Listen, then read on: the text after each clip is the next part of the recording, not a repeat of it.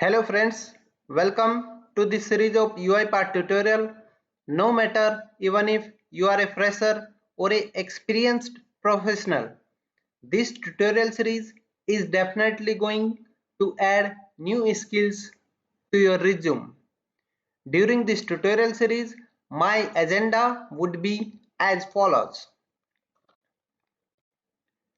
I will discuss fundamental concepts, then I will discuss advanced concepts, reframework. Further, we will deep dive into more advanced concepts, some real-time examples, and finally, I will explain how to manage orchestrators. So let us start our first session where we will discuss few concepts theoretically, then we will have a practical session. A quick introduction to RPA. RPA is the technology that allows software to mimic actions typically performed by humans interacting with digital systems to execute business process of an organization.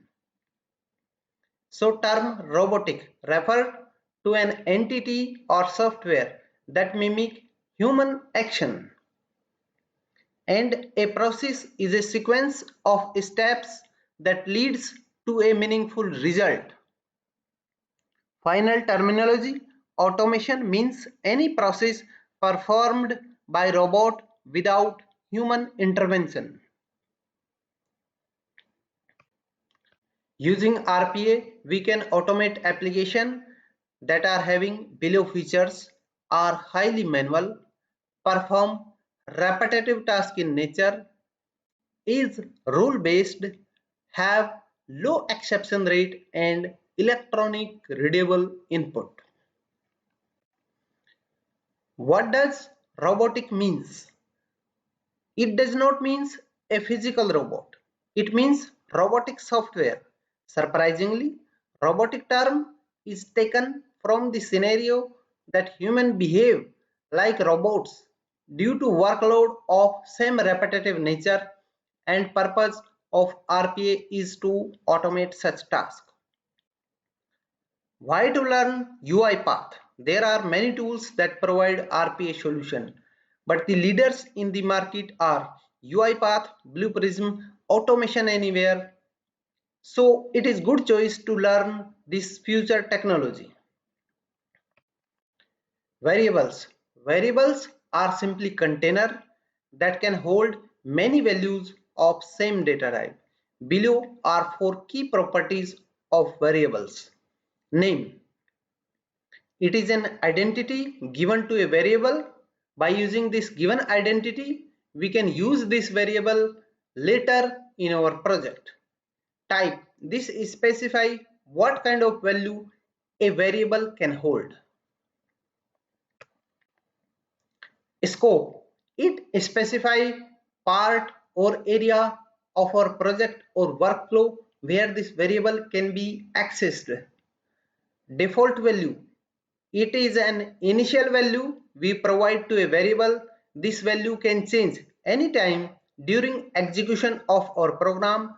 If we do not specify default value for a variable, then default value are specified based on default value rule. This default value rule we will discuss in our upcoming tutorials, that will be data types. How to create variables? There are three different ways we can create a variable. We can create variable from the variable panel, we can create variable from the designer panel, and we can create variable from the properties panel. Now here are some of the best practices for variable. It would be good to follow camel case naming convention for variables. We need to ensure that scope of a variable is defined correctly. To demonstrate about variables, I will take a blank project. I will name it as variables demo. I will give a description to this.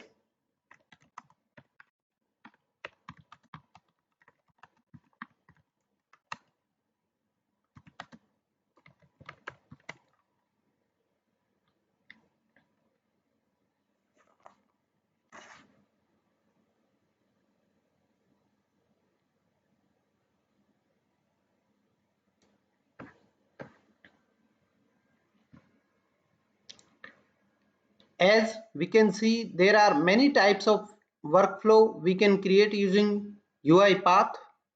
I will explain each one of them in detail in my upcoming tutorials. To demonstrate about variables, I'll create a workflow using sequence.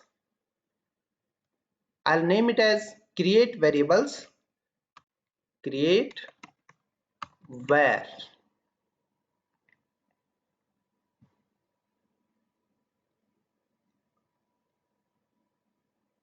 So, as any programming language provides us methods to add remarks in our code,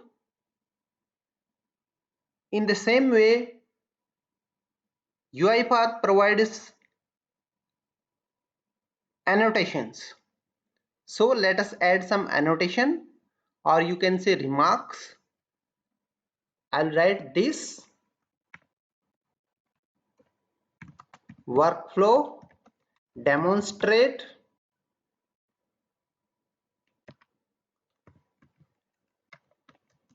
about variables.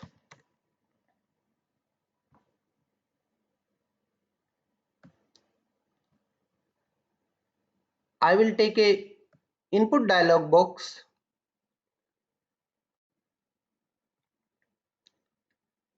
This input dialog box will basically capture some value from user and store in a variable.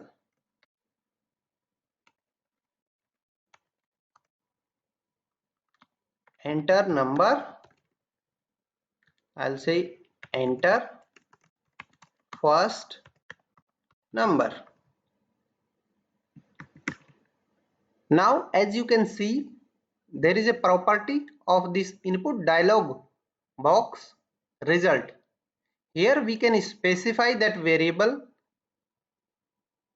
where it will store value that will be entered by user.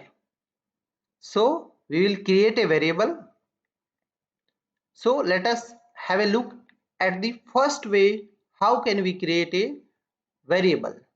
We need to click on variable. As you can see, this variable panel is opened. It has four key properties: name, variable type, scope and default value. Now let me create a variable. I'll create a variable as num1, number 1. I'll change its data type as integer. Now I'll go back to this input dialog box. I'll specify num1 over here. Means we will capture result of this dialog box in number 1. Now let me take another input dialog box. I'll say second number. Enter second number.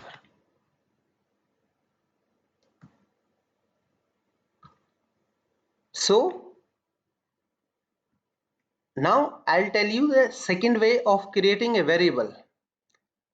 I will go to the properties of this input dialog box, result. I will press Ctrl K. I'll say num2. So this variable is created over here in variable panel. I will change its data type as integer. Now I will explain you about the third way how can we create a variable. We can create variable from designer panel also. Let us take an assign activity. I want to add these two numbers and store result of these two numbers in some variable like result. So I'll come here, I'll press Ctrl key and say result. As you can see, this variable is created over here. I'll again change its data type as integer, and here in expression I'll say num1 plus num2. Now I will display the value of this calculation. I'll say result. Now let me try to execute this workflow.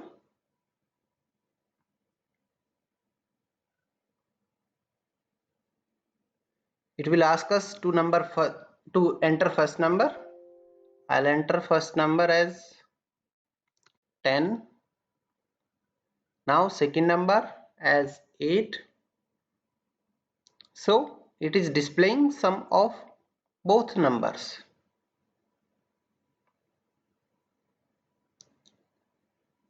So the purpose behind this sequence or this workflow was to explain about three methods of creating variables. Now, how can you delete a variable? Simply come to this variable panel, right click and click on delete. Once we click on delete, this variable will be deleted. Now let me take one more sequence because I want to explain about scope of variable.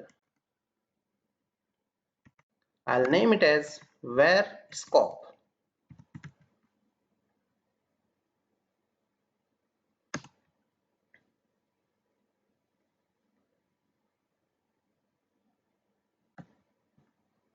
I'll take an input dialog box. I'll say any number. I'll say enter any number. Basically, I want to print table of a number. Then I'll explain about scope of a variable.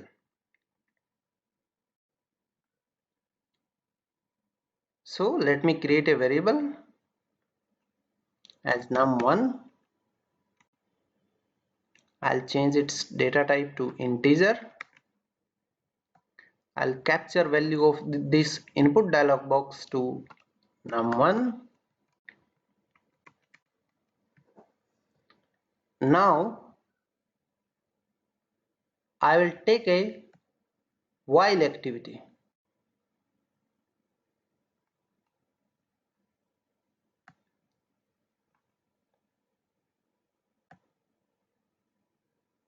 I'll create one more variable num2. I'll change its data type as integer. I'll provide default value 1 to this second variable num2.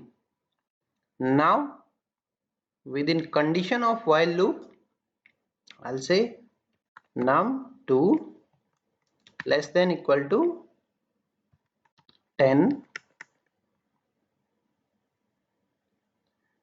Now within body, I want to calculate and print table of the number that we have entered.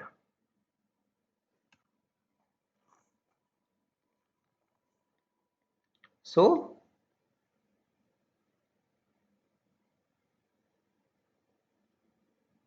I will take an assign activity.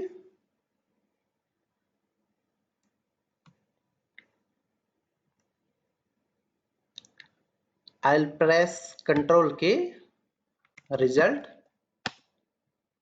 This variable is created. I will change its data type as integer. Now inside this variable,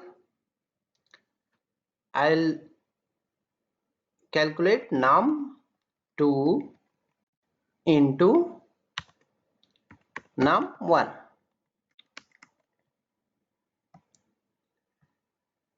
Now for next iteration, we need to increase value of num2. So I'll take an assign activity for that. I'll say num2 equal to num2 plus 1.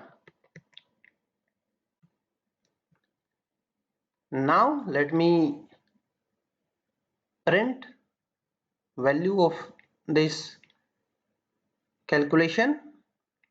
For this I'll take a log message. I'll say result. Now let me try to execute this first, then I will explain about scope of a variable.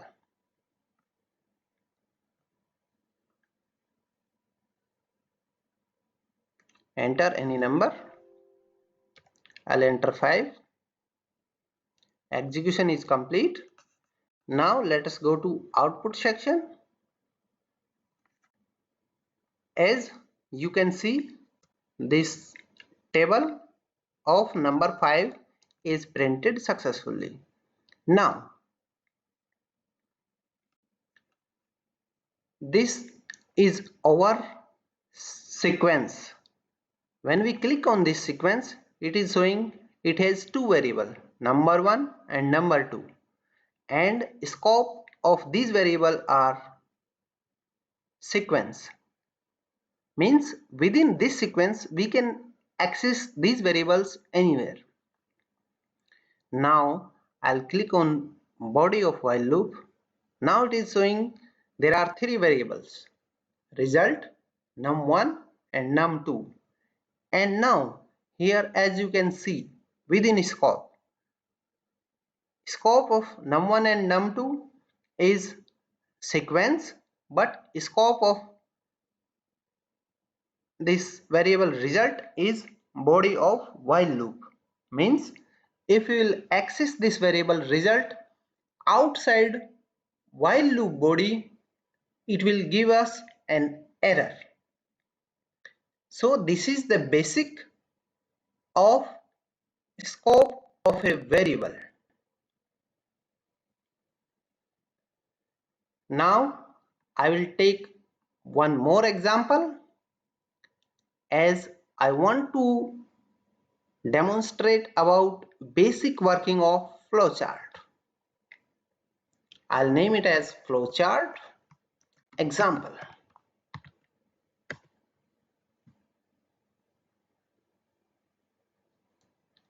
So let us add some annotation.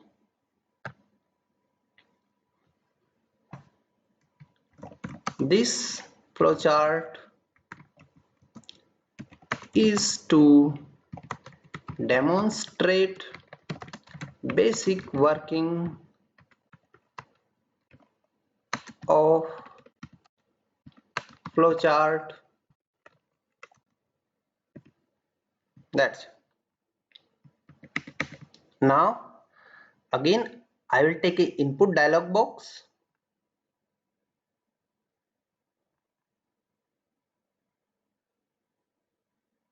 I want to capture a name. Enter name. Enter your name.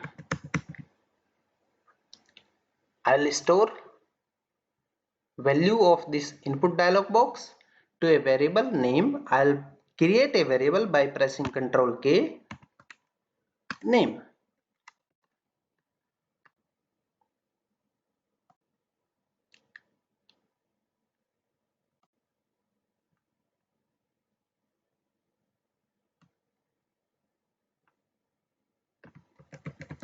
Now I will take one more input dialog box.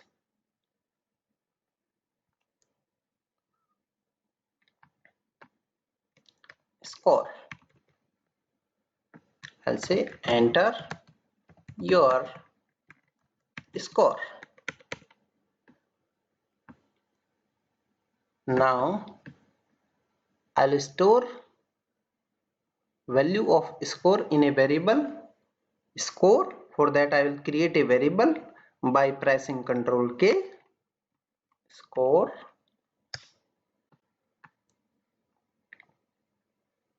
I'll go to variable section. I will change its data type as integer. Now I will take a control by the name of flow decision. Now here we will specify a condition in this condition property. If I said score greater than equal to 80, this is the condition I am specifying.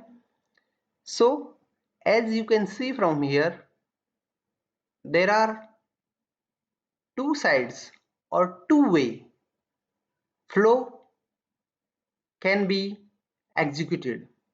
If this condition is met, then true side of flow decision will be executed, and if this condition is not met, then false side of this flow decision will be executed. Now let us take a message box. In case of true, we will display message congratulations,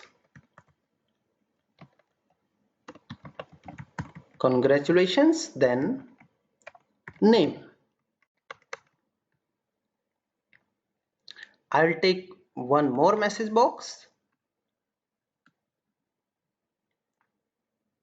Here I will print one message hello, then I'll print name, then I'll print a message better luck next time.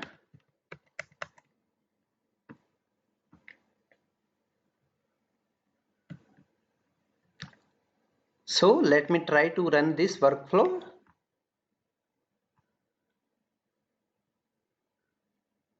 It will ask me to enter name. I will enter Ans. It will ask me to enter score. I'll enter 92. So I'm getting message congratulations Ans, means true side is being executed. Now I will execute it again. I will enter a name.